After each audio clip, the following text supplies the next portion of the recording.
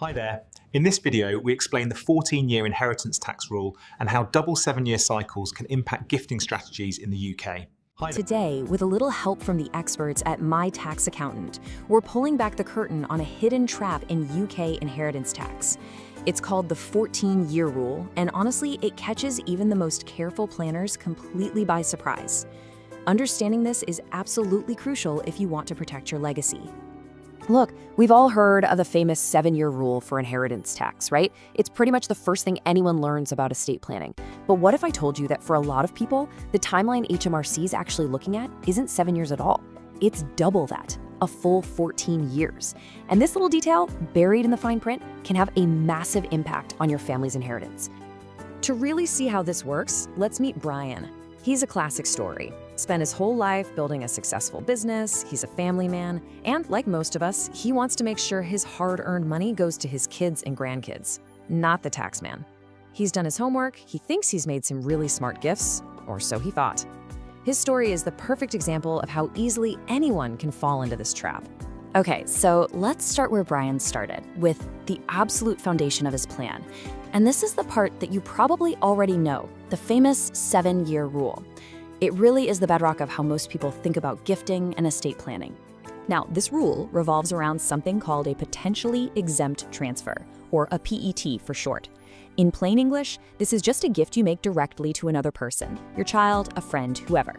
It's potentially exempt because there's one big condition. You have to live for 7 full years after you make the gift. If you do, bingo, that money is completely outside your estate for tax purposes. It's totally tax-free, no matter how big it was.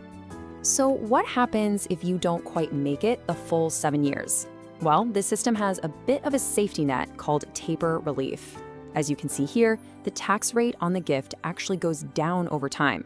If you pass away within the first 3 years, it's the full 40% tax. But after year 3, that tax bill starts to shrink each year. It's a sliding scale that offers some protection, and it's a key part of the planning process. Brian knew all of this. His plan looked solid. But here's the twist. Years before he made the gift we're talking about, Brian had done something else. He'd set up a trust for his grandchildren. In his mind, that was a totally separate thing, done and dusted. And this, right here, is the complication that almost everyone overlooks. And this brings us to a really crucial point. You have to know that HMRC doesn't treat all gifts the same. On the left, you've got the PET we've been talking about, a simple gift to a person. But over on the right, there's something called a Chargeable Lifetime Transfer, or CLT. This is usually a gift made into a trust. Now, the huge difference? A CLT can actually trigger an immediate 20% tax charge if it's over your tax-free allowance. And Brian? Well, he'd made both. So you've got 2 separate gifts made years apart for totally different reasons. What could possibly be the problem? Well, this is the exact moment Brian's careful plan starts to completely unravel.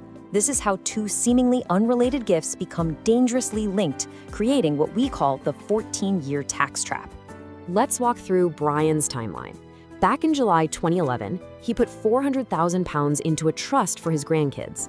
That was his CLT. A few years later, in June 2015, he gave £250,000 straight to his daughter to help her with a house. That was his PET. Then, tragically, he passed away in May 2022. Now here's the key part. His death was more than 7 years after the trust gift, so he thought that was clear, but it was less than 7 years after the gift to his daughter. So, how on earth does HMRC connect these dots? Let's follow their logic. First, that 2015 gift to his daughter fails and becomes taxable. Okay, simple enough. But here's the trap. To work out the tax, HMRC doesn't look back 7 years from his death. They look back 7 years from the date of the failed gift itself, so from June 2015. And suddenly, that look-back period drags the 2011 trust gift right back into the picture. And because that earlier gift was so large, it had already used up his entire £325,000 tax-free allowance, leaving absolutely nothing left to protect his daughter's gift. And here's the bottom line. Brian's family was expecting 0 tax on that gift. I mean, it's a reasonable assumption. They thought his tax-free allowance would cover it.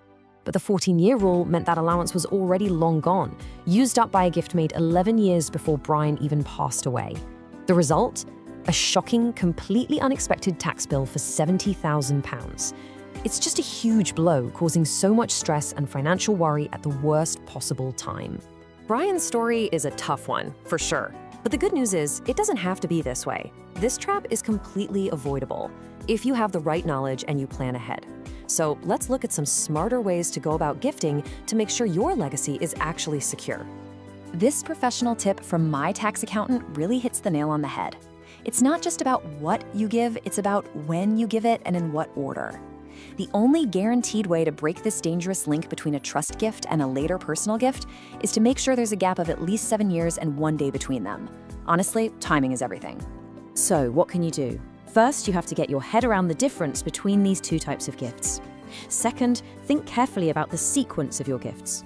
Third, keep amazing records of everything, dates, values, all of it. Fourth, make use of your annual exemptions like the £3,000 gift allowance because those are tax-free immediately. And finally, and this is the most important one, review your plan regularly and get professional advice. This isn't a DIY job. All right, let's wrap this up. Brian's story isn't just a lesson in tax law. It's really about making sure your family's legacy is secure. The rules are tricky, no doubt about it, but protecting what you've built is all about understanding these details and taking the right steps now before it's too late. If you take just one thing away today, let it be this: the 7-year rule is often only half the story. If your financial planning has ever involved gifts into a trust, you absolutely must start thinking in terms of a 14-year timeline. That's the only way to be truly safe from these hidden traps. Now, of course, it's really important to remember that this is all for your information. Inheritance tax is incredibly complex, the rules can change, and everyone's situation is different. You should always get personalized professional advice that's tailored specifically to you. Your story doesn't have to end like Brian's. Taking control starts with getting the right advice. Reach out to the experts at My Tax Accountant for a proper consultation. All the details are right there on the screen. And hey, why not subscribe to the MTA YouTube channel for more insights like this? The 7-year rule is what everyone knows, but the 14-year rule is where legacies are truly protected. Is your estate plan built on the whole story?